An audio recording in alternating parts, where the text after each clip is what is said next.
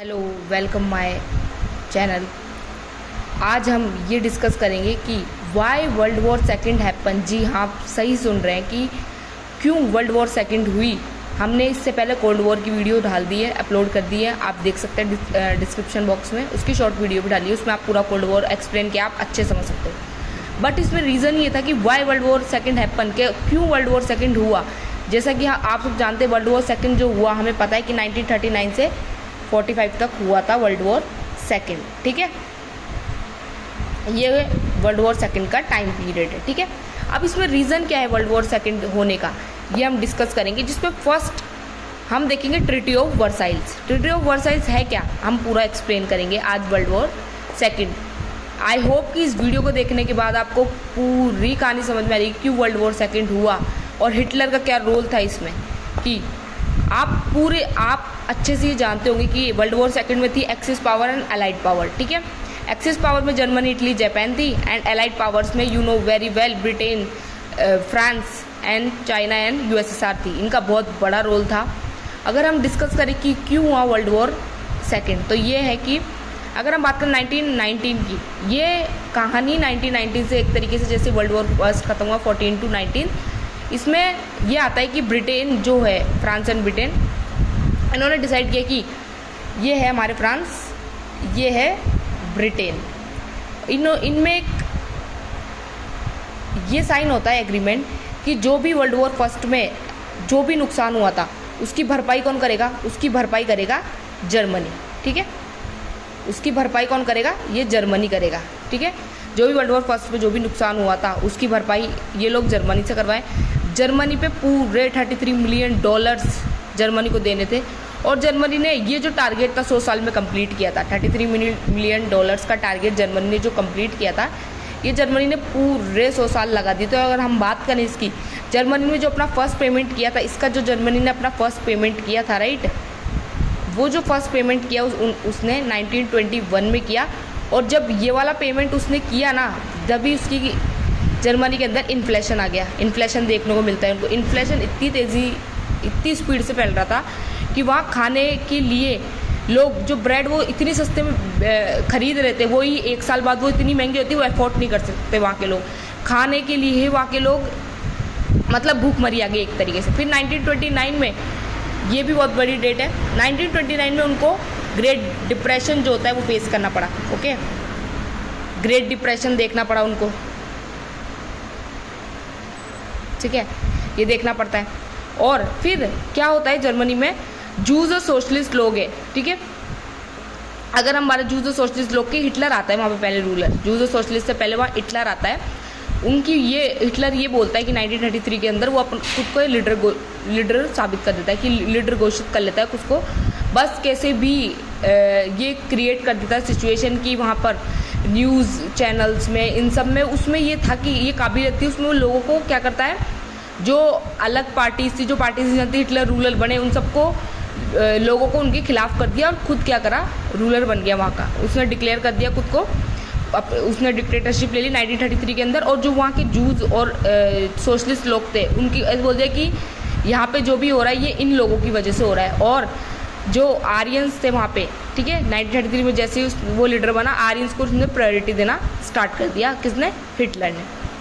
ठीक है, फिर आता है कि क्या, फिर हिटलर ने क्या किया, धीरे धीरे अपनी आर्मी को रेडी किया उसने। और फिर उसने डिसाइड किया कि कैसे उसकी कंट्री को उसको बाहर निकालना है, कैसे जर्मनी को उस डिप्रेशन से बाहर निकालना है। फिर उसने क्या किया, सबसे पहले डिसाइड किया उसने, ठीक है, सबसे पहले क्या डिसाइड किया उसने, कि वो ऑस्ट्रिया पे अपना रूल करेगा। ठीक है, ऑस्ट्रिया पे अपना रूल करेगा। उसने क्या किया, ऐसी सिचुएशन की 1938 के अंदर, ये इंपॉर्टेंट डेट है, 1938 में ये जो डेट है, इसने क्या किया यहाँ पे ऑस्ट्रिया के अंदर अपना, ठीक है, ऑस्ट्रिया में डिसाइड किया कि उस पर कब्जा करेगा। ठीक है, उससे पहले क्या हुआ था, अगर हम बात करते हैं कि यूएसएसआर का फॉर्मेशन कैसे हुआ, सोवियत यूनियन का भी इसकी वजह से ही हुआ था। ठीक है, रशिया की जो प्रॉब्लम थी 1973 में, जो जूस पीपल थे उनको जो मैनिपुलेशन किया था इसने, उनकी वजह से यूएसएसआर का फॉर्मेशन भी हुआ था।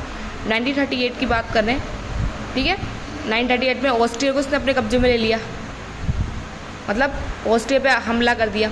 ऑस्ट्रिया की बात कौन सी सेकंड कंट्री पे वो करता है, वो है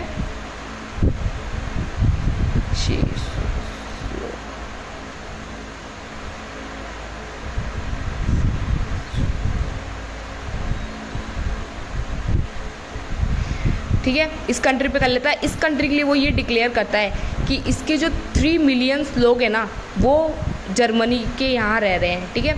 अब जो फ्रांस और ये कंट्रीज थी उन्होंने ये बोला कि वो मान भी गए इस ट्रीटी के लिए, क्योंकि वो कोई वॉर नहीं चाहते थे। वो नहीं चाहते थे कि फ्रांस और ये किसी भी तरीके से खतरे में पड़े। तो उसने क्या किया, एक्सेप्ट कर लिया और उसको आधा जो था इसका पार्ट दे दिया, ठीक है। उसके बाद लेकिन जर्मनी धीरे धीरे अपना रूल कर रहा था। आसपास की जो भी कंट्रीज़ है वो अपने कब्जे में कर रहा था वो, ठीक है। पहले इसको कर लिया अपने कब्जे में, फिर इसको करता है, फिर आता है इसका जो छोटा पार्ट बचा था वो भी अपने अंडर में ले लिया, ठीक है। फिर आता है 3rd नंबर पे हमारा पोलैंड, फिर आता है पोलैंड पे 1939 पे, ठीक है। फिर पोलैंड पे करता है और पोलैंड को भी अपने अंडर ले लेता है। फिर इसी ही डर से और जो बगल में जो कंट्रीज़ बची थी उनके अंदर एक डर बैठ जाता है। और बची कौन थी, फिर जो नॉर्वे और ये वाली जो कंट्रीज उनको अपने अंडर ले लिया उसने। इसके बाद धीरे धीरे और फिर जो सिचुएशन क्रिएट हो गई, मतलब जो भय का मतलब होता है ना, डर, फियर जो कंट्रीज़ में आया, पास वाली कंट्रीज़ में, लाइक फ्रांस की बात करें, हम ब्रिटेन की बात करें, इनमें एक डर बैठ गया कि ऐसे तो जर्मनी हमारी भी अंडर ले लेगा, ठीक है। तो इन्होंने क्या किया, फिर जाके ये सबसे बड़ा रीज़न है कि वर्ल्ड वॉर सेकेंड का डिक्लेरेशन हुआ था। क्यों हुआ था, हिटलर की वजह से। हिटलर बहुत ज़्यादा तो कहते हैं ना एक कठोर रूलर था। हाँ मानती हूँ हिटलर की पर्सनैलिटी थोड़ी मतलब ऐसे अट्रैक्शन वाली, बट हिटलर जो है उसने बहुत बड़ा था कि उसकी वजह से वर्ल्ड वॉर सेकेंड क्रिएट हुआ था। हाँ कि इनमें पहले जो मिलिट्री मतलब जो ट्रीटी साइन हुई थी, ट्रीटी ऑफ वर्साइल, मैं अभी एक्सप्लेन नहीं किया। ट्रीटी ऑफ वर्साइल्स में ये था कि 1919 के अंदर कि जो क्या बोलते हैं जर्मनी है वो अपनी जो मिलिट्री उसको यूज़ नहीं कर सकता, ठीक है। और फिर कुछ कंट्रीज़ का मानना था कि ये तो ब्रिटेन के साथ जर्मनी के साथ बहुत ज़्यादा अनफेयर ट्रीटमेंट हो रहा है। फिर इस ट्रीटी को चेंज किया गया, ठीक है। फिर जो ब्रिटेन में मतलब जो साइन हुई जर्मन नोवल एग्रीमेंट साइन हुआ था 1935 में, ब्रिटेन ने किया था ये भी। जब उसमें थोड़ी ये जो एंग्लो जर्मन नवल एग्रीमेंट 1935 में साइन हुआ था ये, ठीक है, ब्रिटेन ने करवाया था, ठीक है। ये था इसमें इंपॉर्टेंट नोट्स। और उसके बाद वर्ल्ड वॉर सेकंड होता है। वर्ल्ड वॉर सेकंड में आपको सबको पता ही है कि जो वर्ल्ड वॉर सेकंड में दो जो कंट्रीज थी, ठीक है, एलाइड और एक्सिस पावर की बात करें अगर हम, तो वर्ल्ड वॉर सेकंड के अंदर जो एक्सिस पावर में थी जर्मन, इटली और जापान वो हार गई थी। और एलाइड पावर की बात करें तो फ्रांस, ब्रिटेन और जो यूएसए, यूएसआर और चाइना थी वो जीत गई थी इसको। लेकिन मेन ये था कि फिर उसके बाद वर्ल्ड वॉर सेकंड के बाद जो कोल्ड वॉर का रीज़न था वो भी यू नो वेरी वेल कि मैंने इसकी वीडियो बनाई है, बट फिर भी मैं एक शॉर्ट में एक्सप्लेन कर देती हूँ कि कोल्ड वॉर का रीज़न क्या था। क्योंकि जो क्या बोलते हैं जो एलाइड कंट्रीज़ थी उसने क्या किया था, वॉर में हरा दिया था एक्सिस कंट्रीज़ को, बट हरा तो दिया था एक्सिस कंट्रीज़ को, बट क्या हुआ था लास्ट में यूएसए ने क्या किया, जापान की जो 2 सिटीज़ थी हिरोशिमा नागासाकी, उस पर बॉम्ब थ्रो कर दिया। बट उसकी इन्फॉर्मेशन यूएसएसआर को नहीं थी कि वो बॉम्ब फेंक रहा है, कुछ भी दिया। यूएसएसआर को इस चीज़ का आइडिया भी नहीं था, ओके। तो क्या होता है फिर इस चीज़ को यूएसएसआर को पता नहीं था। फिर क्या करता है यूएसएसआर के अंदर ये हो गया कि उसको क्यों नहीं बताया। तो है ना ऐसे जो एक आइडियोलॉजिकल डिफरेंस नहीं होता कोल्ड वॉर की, अगर मैं बात करूँ इधर कोल्ड वॉर में एक आइडियोलॉजिकल डिफरेंस था यूएसए एंड यूएसएसआर के बीच में। तो एक आइडियोलॉजिकल डिफरेंस था, ये ऑन ग्राउंड वॉर थी ही नहीं। पहली बात तो ये तो आइडियोलॉजिकल डिफरेंस पे थी, बेस थी वॉर। और 1991 में इसका एंड हुआ था। मतलब ये एक तरफ यूएसए थी, एक तरफ यूएसएसआर थी, दोनों में कैपिटलिस्ट और कम्युनिज्म, इन दोनों में एक तरीके से था कि आइडियोलॉजिकल डिफरेंस चल रहा था, ठीक है। ऑन ग्राउंड वॉर थी नहीं क्योंकि दोनों को पता था दोनों के पास मिलिट्री वेपन्स, अगर वॉर होता है तो दोनों का ही बहुत ज़्यादा डिस्ट्रक्शन होगा। तो इसलिए ऑन ग्राउंड वॉर हुई नहीं थी।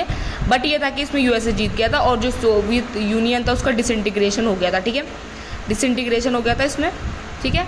अगर आपको वीडियो पसंद आई please subscribe my channel. Thank you.